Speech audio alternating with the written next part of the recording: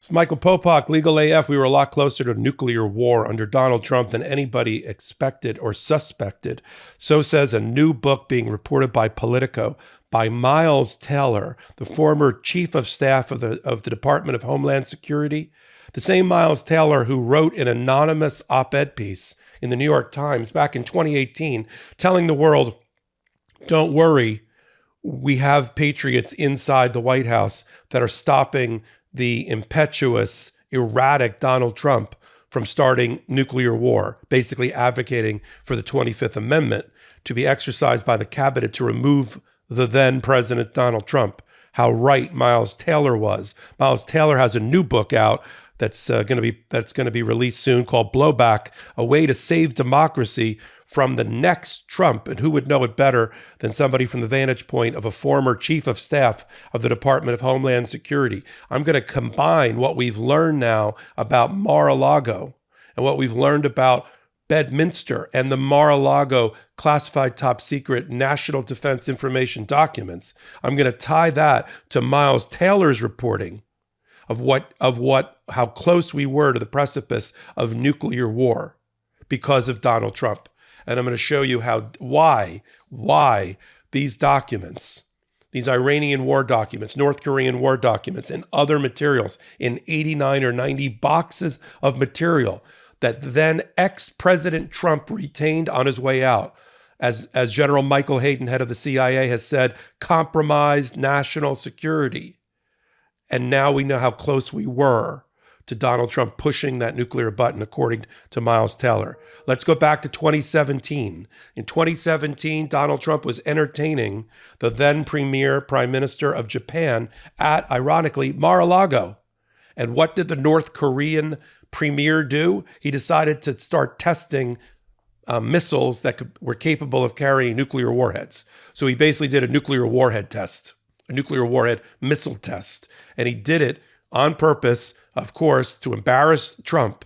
Problem is, when you have a narcissist, megalomaniacal person occupying the White House, they don't respond well to being embarrassed. And so rather than, when that testing happened and Trump had to respond to it, rather than pick up the red phone and make a diplomatic phone call through back channels to North Korea telling him to kind of cut it out, instead, Donald Trump decided to pound his chest, right, and rattle his saber, right, on a press conference and a statement telling the world how close we were on the nuclear clock to midnight.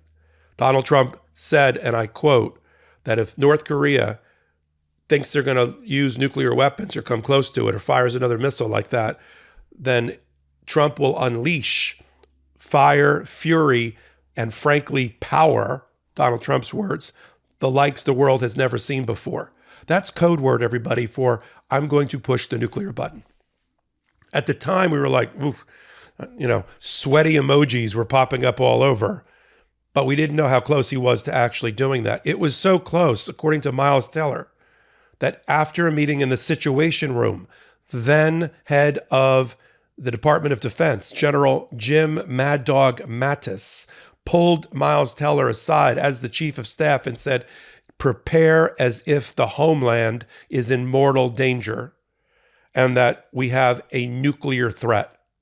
That's General Mattis, the defense secretary, to the head of, or the chair, the chief of staff of the Department of Homeland Security, based on these statements by Donald Trump. In fact, Miles Taylor now reports in the new book coming out that for the first time ever, the Department of Homeland Security convened its top leadership to talk about nuclear war and the fallout on the homeland, on the United States. Like nuclear fallout. That's how close we were. But then to show how erratic, or as Miles Taylor said in his 2018 anonymous editorial piece in the New York Times, he said Trump's leadership style, and I'm using a very heavy lift on the word style, it's doing a lot of work in that sentence. His style was impetuous, adversarial, petty, and ineffective, and downright dangerous to the world. He almost blew up the world, according to Miles Taylor, or at least the leadership team around him thought he was. But to show how erratic Donald Trump was, Miles Taylor says the next time later that year, at the end of November of 2017 when North Korea tested an intercontinental ballistic missile, an ICBM, with long-range capacity capable of hitting the United States? Donald Trump picked up the phone and called the Department of Homeland Security, the head there. And you'd think, oh, here we go. He's going to say, get ready. I'm going to be launching warheads. No, he said, we got to deport all the Hondurans, right?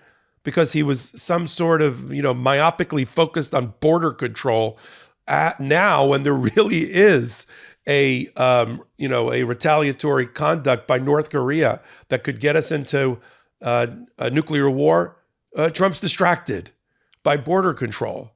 It's that kind of manic swings that Miles Teller reports about that put our country in compromised our abilities to protect ourselves and protect the homeland. Donald Trump's supporters will tell you that his being erratic and crazy cuckoo, like some sort of Mel Gibson character in Lethal Weapon, I don't know what he's going to do, is actually, that's a doctrine. That's a defensive strategy, because then our adversaries don't know what I'll do. No, that undermines and compromises our national security because our allies don't know what you're going to do either. They think you're nuts. That emasculates and disempowers NATO, right? All of our alliances around the world. We can't go it alone. And it's actually a measure of insecurity and weakness, not of strength, right? And so that is the dichotomy that we're talking about with Donald Trump. Now, we know now from Miles Teller in his new book how close we were to nuclear war and what Donald Trump in his infantile approach was doing during all of this and his threats during all of this. Now let's go to the documents that Donald Trump retained in Mar-a-Lago and took with him to Bedminster. These were war documents, war plans. And we always thought here on Legal AF, for instance, why did he do that? I mean, it really doesn't matter. They can prove the case, the criminal case against Donald Trump, the criminal mind, the criminal intent, the mens rea, without having to explain to the jury the why, because the jury can conclude for itself. Whatever the reason, Donald Trump not only took the documents with him, but worked so hard to hide them and involved so many people in the conspiracy to hide them from the National Archive, the Department of Justice, federal judges, and the FBI. Because that craziness is a special brand of crazy that most of us are having trouble getting our minds around. But I can explain it here. Let's stop cutting down trees to make toilet paper. It's true. Humans are cutting down tens of thousands every day just to supply the American need for toilet paper. And the worst part is that when we use trees for toilet paper, it's just one use and done. It obviously can't be recycled or reused, so it just goes straight into our water system. That's why I made the switch to real paper. Real is 100% bamboo, so we're using a plant that grows fast, can be harvested and regenerated like grass on a lawn, and it doesn't impact entire ecosystems of forests. Real is the best kind of eco-friendly product because it doesn't feel like you're sacrificing something to help the earth. In fact, it feels like an upgrade. It's always shipped free to my door in plastic-free packaging, and I can schedule it on a subscription so that it comes exactly when I need it. And I never have to worry about forgetting to buy any at the store. Real is now partnered with One Tree Planted. With every box of Real that you buy, they are funding reforestation efforts across the country. So unlike the other TP that cuts down trees, Real is helping to actively plant them. I'm thrilled to have Real Paper as a sponsor to align my eco goals with a product that nature makes me use every day and to avoid further impact on the planet. Real Paper is available in easy, hassle-free subscriptions or for one-time purchases on their website. All orders are conveniently delivered to your door with free shipping in 100% recyclable plastic-free packaging. If you head to realpaper.com/legalaf and sign up for a subscription using code LegalAF at checkout, you'll automatically get 30% off your first order and free shipping. That's REELPAPER.com/legalAF or enter promo code LegalAF to get 30% off your first order plus free shipping. Let's make a change for good this year and switch to Real Paper. Real is paper for the planet. 1.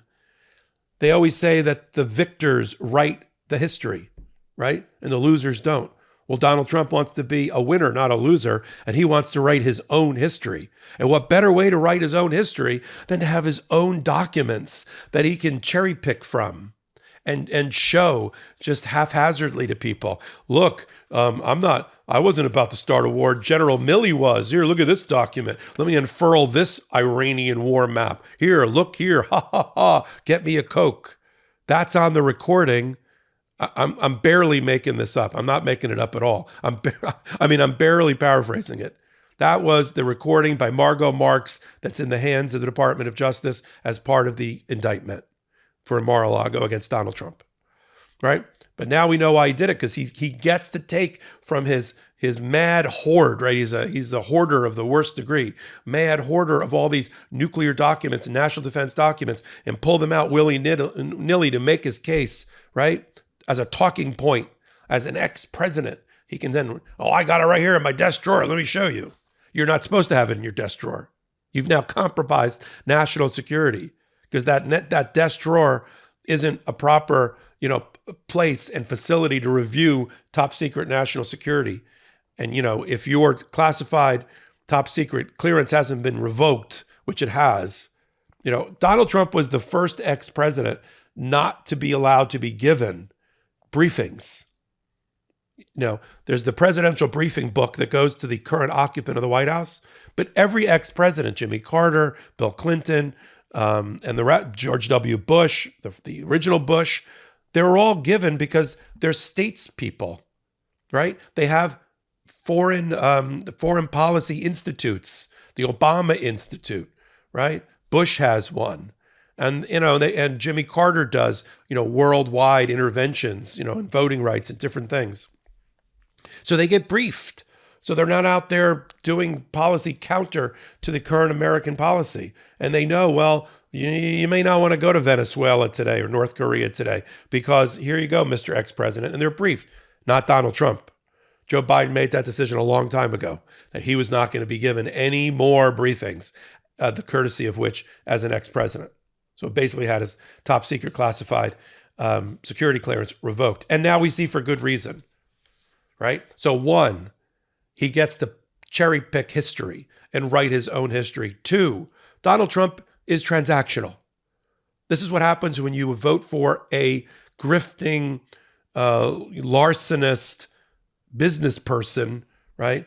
Who ran a very small development company that he inherited from his father, who was the more successful Trump, right, in his development practice, and where every one of your executives has your last name, except for somebody like Michael Cohen, who did all your bidding.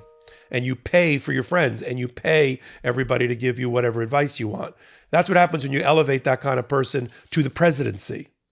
And he hasn't been properly vetted through any kind of election process. People may say what they want about our president, but he's been in the public eye for 50 years. He was the youngest senator ever in history. He's the oldest president in history. He's been on the public stage forever. If anybody's been vetted more than Joe Biden, tell me who that person is. By contrast, Donald Trump's never been vetted, unless you think The Celebrity Apprentice and his ratings, or one of his grifting multi-level marketing, sales pitches to rip off people is vetting. Okay? So he's transactional. He's always trying to make money. So you keep documents because one day you may build a building in Korea or North Korea, or in Russia, in Moscow, or in India, or in France. And wouldn't it be great to have some dirt on somebody that you're negotiating with now that you're no longer president and you're never going to be president? So it's transactional. And the third is, as Chris Christie recently said, it's narcissism. These are mine.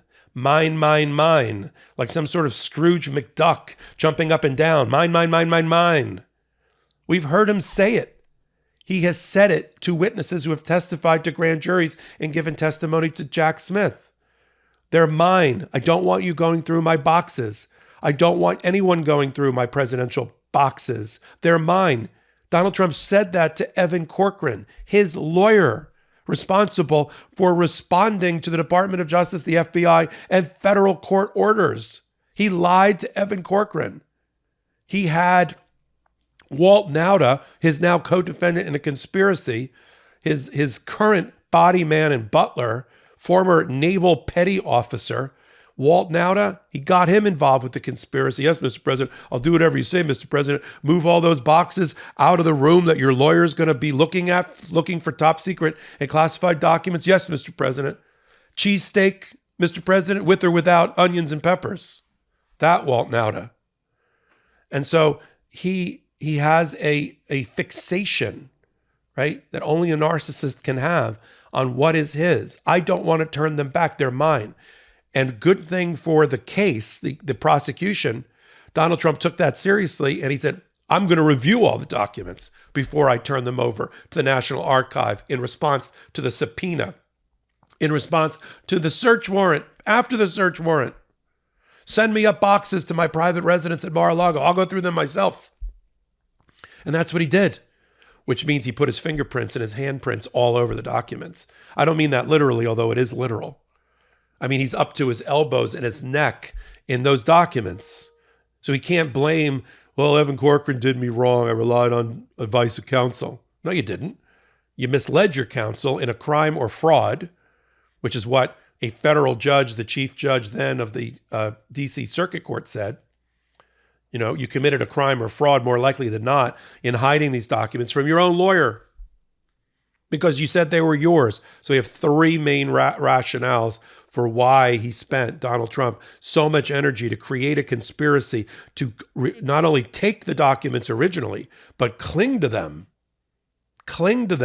with a tight grip, a white knuckle grip, even under threat of federal court order, contempt, search warrants. He created his own prosecution. Let's be frank, Merrick Garland would not have appointed a special counsel in Jack Smith, on Mar-a-Lago at least, if Donald Trump somewhere in the 18 months had just returned all the documents to the confidence of the Department of Justice and the FBI and the National Archive. He just said, you know what, you got me. I took him by accident. It was a mistake. I overpacked whatever the early defenses were. I'll give him back and give him back. You know, when it was determined that Joe Biden had, I don't know, a few dozen boxes that got oversent to him because he was opening up a presidential library or vice presidential papers that were being donated to the University of Delaware, gave him back. Mike Pence gave him back. As I've said before on other hot takes, it's not about having cookie jars. It's about having your hands in the cookie jars. It's okay to have cookie jars. You give them back. Here you go. They're unopened. Thank you. Took them by accident. You know, I thought it was that, autographed T-shirt from, Putin that I like to keep, or some dirty old shoes that were in a box. Oh, they were the nuclear secrets? Sorry. Here you go. Give them back. He didn't. So I've given you three rationale and how scary it is to know that up until the search warrant was executed last May, Donald Trump had access to all of this information. A man so crazed that his former head chief of staff of the Department of Homeland Security not only wrote an anonymous op-ed piece for the New York Times telling the world, don't worry, we're protecting you from Donald Trump's worst instincts, button and finger included, right? But now has written a book to tell us how close we were to nuclear war with this madman. The madman who then kept the documents on the way out. I'm going to connect these dots every time I hear about him. Here, only on the MeidasTouch Network. I do hot takes like this about every day. You can follow me on social media, including on Threads, at MS Popok. And you can follow my podcast that I co-anchored and co-founded on the MeidasTouch Network called Legal AF on Wednesdays and Saturdays on this network. I'm Michael Popok. This is Legal AF reporting. Hey, Meidas Mighty. Love this report? Continue the conversation by following us on Instagram at MeidasTouch to keep up with the most important news of the day. What are you waiting for? Follow us now.